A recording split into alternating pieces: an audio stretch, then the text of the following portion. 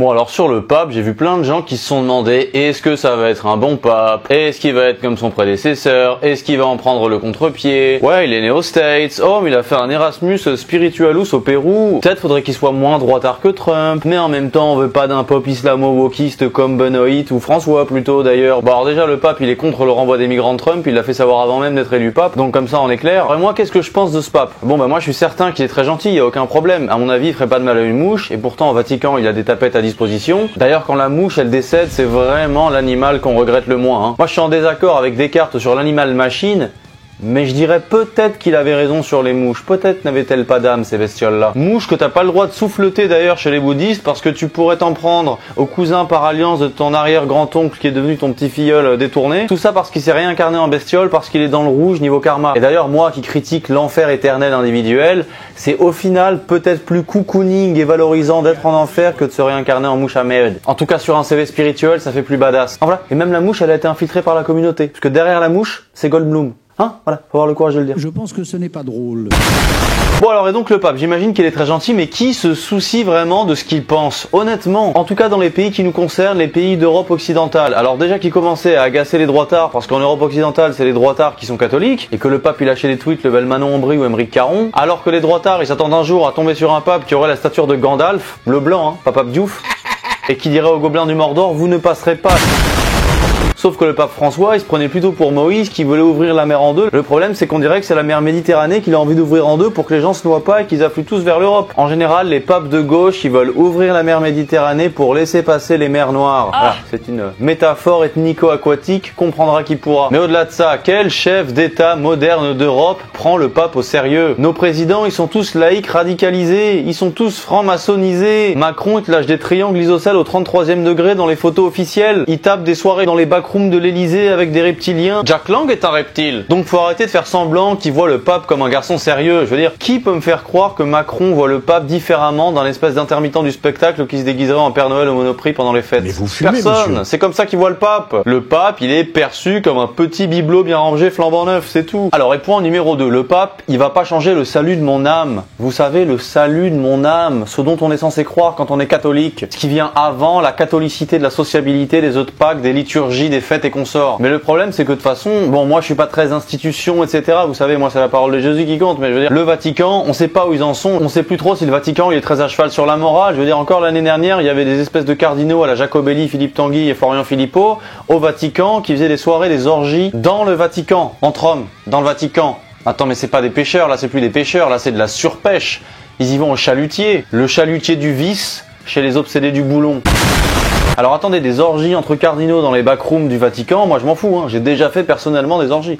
Mais moi c'était des orgies hétérosexuelles, donc déjà d'un point de vue catholique c'est moins blâmable. D'ailleurs la première que j'ai faite, elle était, c'est même pas une blague, j'avais 21 ans, elle était au métro Cardinal Lemoine, la première orgie. C'est pour vous dire à quel point je suis vaticanesquement parlant connecté à la religion. Et je suis connecté à la religion par la médiation de la sainte et sublime débauche. Et pour un lecteur assidu du Marquis de Sade, je crois qu'après avoir dit ça, j'ai plus rien à dire. Donc le pape, moi je le vois bien macroniste, c'est-à-dire ça va être un pape dit en même temps. C'est toujours pareil, en fait le pape sur la morale où il doit être un peu coincé, parce que sinon il est plus du tout catholique, c'est-à-dire bah oui la famille c'est papa, maman, il est plutôt un peu pour la chasteté, etc. Voilà, c'est toujours les mêmes choses. Le pape il fait du gauchisme quand c'est pas en inadéquation avec le dogme, avec les textes, etc. Enfin bref, voilà, mais tout ça, moi, c'est pas mes obsessions, c'est pas mes trucs. Moi, j'ai d'autres lubies que de savoir quel type de discours et de mondanité le pape fera. Moi, j'ai des projets d'envergure. Je suis militant, annihilationniste et atomiste. Et écoutez bien parce que je vais expliquer tout ça. Une fois qu'on a compris que Dieu est vraiment bon, qu'il n'envoie personne en enfer, etc. Bon, alors c'est mon avis et je ferai une vidéo de clarification avec Mathieu Lavagna là-dessus. Je pense qu'on en fera une. Donc, je m'attarde pas ici sur l'arrière-monde, l'enfer, etc. C'est pas le sujet de la vidéo. Mais bref, si on assume sur terre d'être des pécheurs, il faut que la justice elle se fasse sur terre pour qu'on soit digne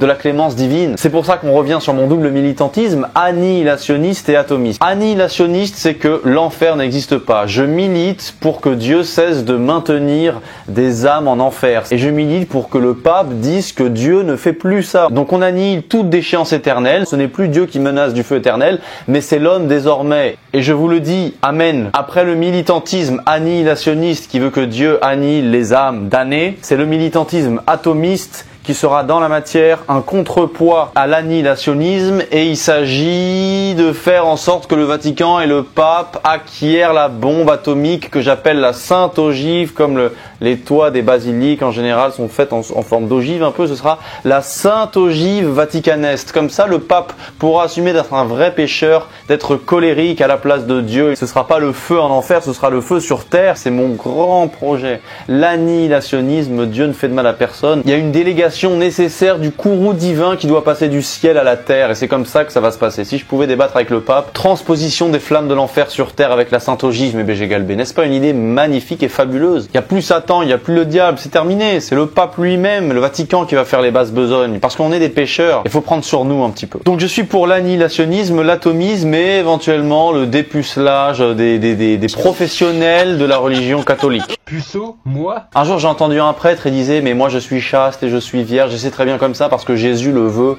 Il pensait que Jésus avait l'intention, la volonté pour lui qu'il reste chaste. Attends, Jésus, on parle de quoi là? On parle d'un bel homme, messieurs, dames, on parle d'un tchad. Tellement beau que la science, elle n'arrive pas à comprendre comment sa jawline, elle a pu rester greffée sur un linge qui a 2000 ans. Comment son regard profond, paisible et ténébreux a pu rester dans un linge. On parle de celui qui fut béni entre toutes les femmes. On parle d'un mec qui guérissait les gens juste pour qu'ils arrêtent de squatter l'amitié avec lui tellement il était devenu populaire. Il y avait des blédards boiteux et des mecs bizarres partout tellement c'était le seul médecin en Galilée puisque c'était un désert médical le truc. Jésus, c'est un chirurgien bac+12 au bout de chacun de ses doigts, mes BG Galbé. C'est un mec qui a fait une diète de 40 jours sans cheat meal juste pour être hyper fit en esquivant au passage les Touaregs énervés, les centurions sadiques et les menteurs pharisiens qui étaient tout autour de lui, ou même le diable en personne. Voilà ce qu'il faisait, il faisait du JJB avec le diable, Jésus-Christ spirituellement parlant. You know what I mean? C'est pas rien. Le mec faisait des paraboles gigantesques dans les montagnes, tu m'étonnes qu'il ait capté la parole de Dieu. Il avait la fibre et la vocation, le mec. Forcément, il entendait tout.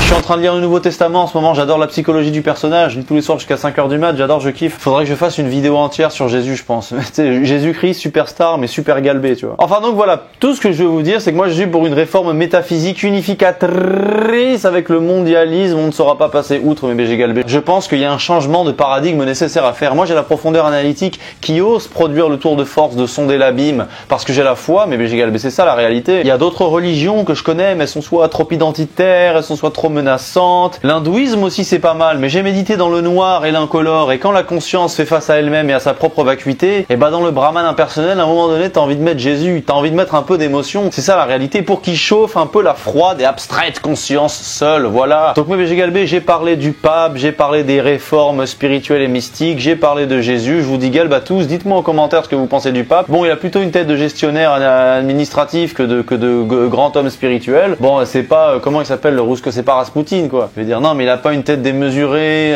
tu sens qu'il cache pas le Saint-Esprit dans son nez. C'est pas, voilà, bon, il y a des mecs comme ça, quoi. Bon, lui, le pape, là, c'est des petites lunettes, il aurait pas fait ça, il aurait une chemise avec un stylo bic dans la poche, et il aurait fait son taf de gestion administrative, pour la mairie de Bagnolet, ou de je ne sais où, quoi. Vous voyez ce que je veux dire? En tout cas, si le pape, il veut un jour débattre avec moi, je ne plaisante pas quand je dis qu'il faut une réforme annihilationniste pour que les gens, ils se sentent aimés totalement, et ça pourra guérir les névroses du monde entier. Annihilationnisme, atomisme, c'est un peu plus de l'humour pour faire le pendant avec l'annihilationnisme. Je trouvais ça sympathique sur le plan conceptuel. Mais BG Galbé, c'est à nous, c'est à la galbe d'influencer les grands de ce monde. Hein. D'ailleurs, je suis passé sur Bistro Liberté, allez voir sur TV Liberté avec Eric Morillo. Bon, ça parlait beaucoup de Israël, Palestine, c'est pas mon sujet, mais bon, c'est pas grave, j'étais là, c'était sympa. L'avenir ne nous attend pas, mais BG Galbé, on fonce vers lui. Hein. Il nous dépose inconsciemment sur les rives du futur. Et là, à nous de mettre le kick. Mais BG Galbé, je vous dis hasta luego, à la prochaine, à bientôt, si Dieu le veut, mais Dieu le veut, car nous bossons en binôme. Je suis le philosophe, le prince d'Intelligibi, le seigneur nous mène, l'archiduc du bon sens, le tsar des Inédoires, le sénéchal des Antéléchis. BG Galbé, je vous dis au revoir et je vous dis ciao. J'ai pu observer la Vierge Marie elle-même.